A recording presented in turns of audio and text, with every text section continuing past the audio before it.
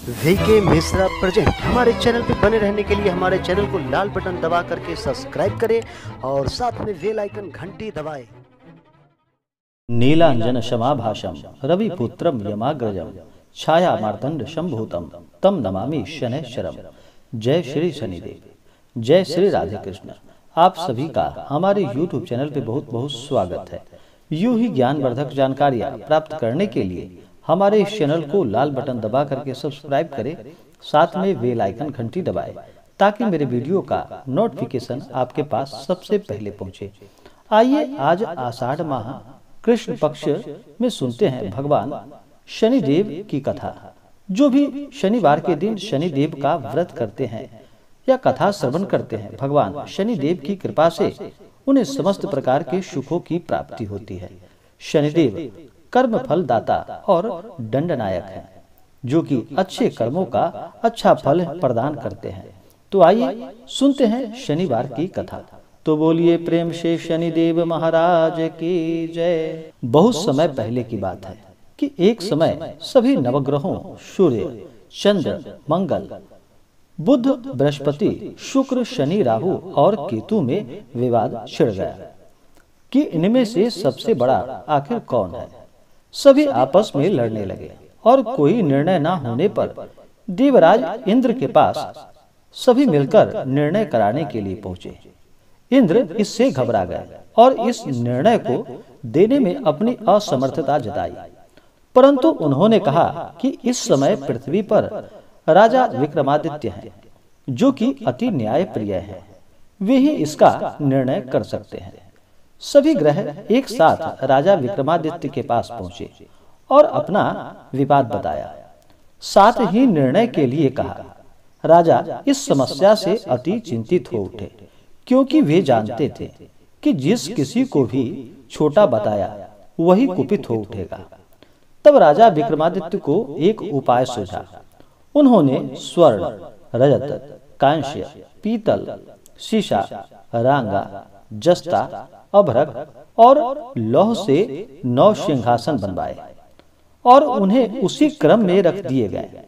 फिर उन सब से निवेदन किया कि आप सभी अपने अपने सिंहासन पर स्थान ग्रहण करें। जो अंतिम सिंहासन पर बैठेगा वही सबसे छोटा होगा। इस अनुसार लौह सिंहासन सबसे बाद में होने के कारण शनिदेव सबसे बाद में बैठे, तो वही सबसे छोटे कहलाए। उन्होंने सोचा कि राजा ने यह जानबूझकर कर दिया है। उन्होंने कुपित होकर राजा विक्रमादित्य से कहा कि हे राजा, तू मुझे नहीं जानता। सूर्य एक राशि में 1 महीना, चंद्रमा 2.25 महीना 2 दिन, मंगल 1.5 महीना, बृहस्पति 13 महीने व बुध और शुक्र 1-1 महीने विचरण करते हैं, परंतु मैं 2.5 से 7.5 वर्षों तक हर व्यक्ति के कुंडली में रहता हूँ। बड़े बड़ों का मैंने विनाश किया है। भगवान श्री राम की 7.5 आने पर उन्हें वनवास हो गया। रावण की आने पर उसकी लंका को बंदरों की सेना ने परास्त उसको होना पड़ा। अब तुम सावधान रहना। ऐसा कहकर कुपित होते हुए शनिदेव वहां से चले गए। अन्य देवता खुशी खुशी चले गए। कुछ समय पश्चात राजा की 7.5 आई। तब शनिदेव घोड़े के सौदागर बनकर वहां राजा के गांव में आए। उनके साथ कई बढ़िया घोड़े भी थे। राजा ने यह समाचार सुना तो अपने अश्वपालक को अच्छे घोड़े खरीदने की आज्ञा दी। उसने कई अच्छे घोड़े खरीदे। वह एक सर्वोत्तम घोड़े को राजा को सवारी हेतु दिया। राजा ज्यों ही उस पर बैठा, वह घोड़ा सरपट वन की ओर भाग चला और भीषण वन में पहुंच गया।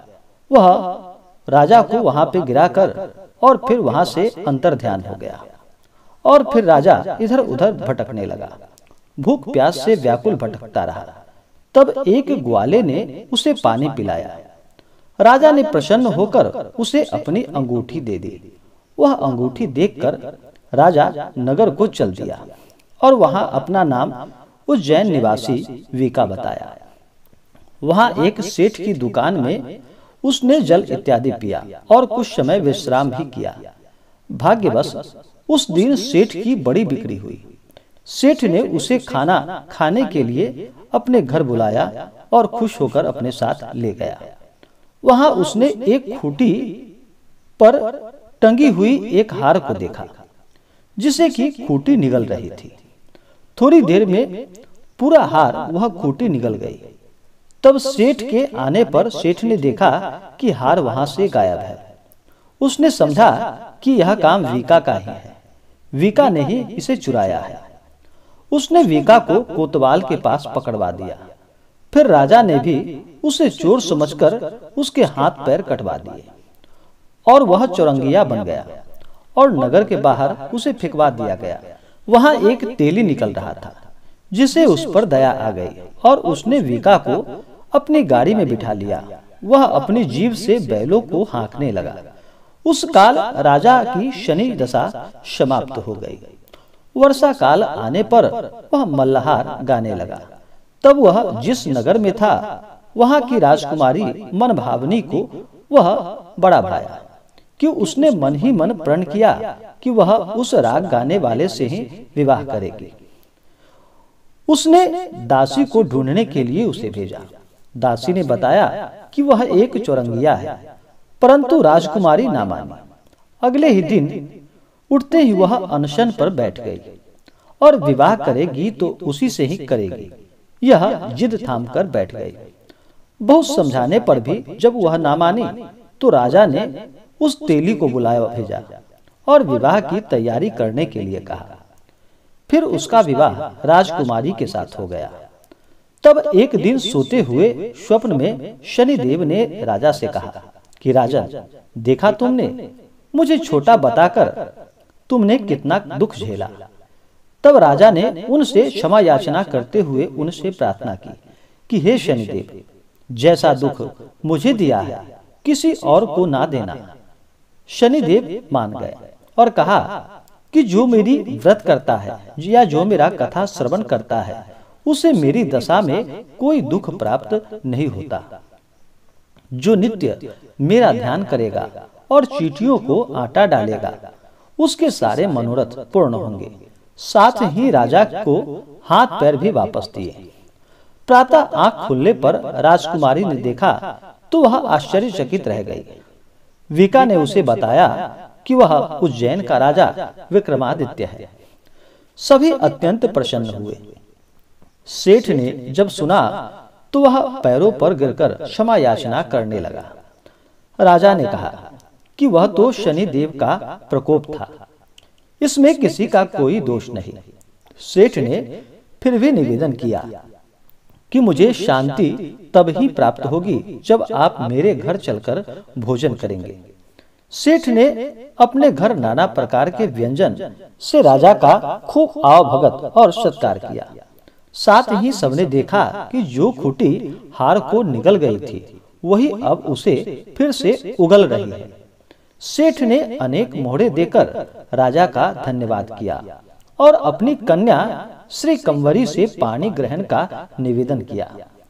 फिर राजा ने उसे सहर्ष स्वीकार कर लिया। कुछ समय पश्चात राजा अपनी दोनों रानियों मनभावनी और श्री कंवरी को सभी उपहार सहित लेकर उज्जैन नगरी के लिए चल पड़े। वहां सभी ग्रामवासियों ने सीमा पर ही उनका स्वागत किया। सारे नगर में दीपमाला हुई, वह सब ने खुशी मनाई। फिर राजा ने घोषणा की कि मैंने शनिदेव को सबसे छोटा बताया था, जबकि असल में वही सर्वोपरि है। तब से राजा के राज्य में शनिदेव की पूजा और कथा नियमित रूप से होने लगी। सारी प्रजा ने बहुत समय खुशी और आनंद के साथ बिताया। जो कोई शनिदेव की इस कथा को सुनता है या पढ़ता है, उसके सारे दुख दूर हो जाते हैं। तो बोलिए प्रेम से शनिदेव महाराज की जय। शनिवार के दिन शनिदेव का व्रत जो भी करते हैं, शनिदेव को प्रसन्न करने के लिए इस दिन सुबह ब्रह्म मुहूर्त में उठ करके अपने सभी नित्य क्रियाओं से निवृत्त होकर के गंगा नदी या घर के जल में ही नहाने के पानी में थोड़ा सा गंगा जल मिला करके स्नान करना चाहिए। शुद्ध वस्त्र धारण करके और फिर पीपल के वृक्ष में गुड़ तथा तिल मिश्रित जल डालना चाहिए। इससे शनिदेव अति प्रसन्न होते हैं और पीपल के वृक्ष में सभी देवताओं का वास माना गया है। इससे सभी देवी देवता भी प्रसन्न होते हैं। अगर ज्यादा परेशानी हो तो शनिवार के दिन सरसों के तेल में अपना मुख देख करके उस सरसों के तेल का दान करें और तिल का तेल भगवान के मंदिर में जलाएं। इससे लाभ की प्राप्ति होती है। तो आशा करता हूं कि यह जानकारी आपको अच्छा लगा हो। ऐसे ही ज्ञानवर्धक जानकारियां प्राप्त करने के लिए हमारे इस चैनल को लाल बटन दबा करके सब्सक्राइब करें, साथ में बेल आइकन घंटी दबाएं ताकि मेरे वीडियो का नोटिफिकेशन आपके पास सबसे पहले पहुंचे। वीडियो को लाइक और अपने मित्रों तथा दोस्तों के साथ शेयर करें। सुखी रहें और स्वस्थ रहें। जय श्री राधे कृष्ण। धन्यवाद।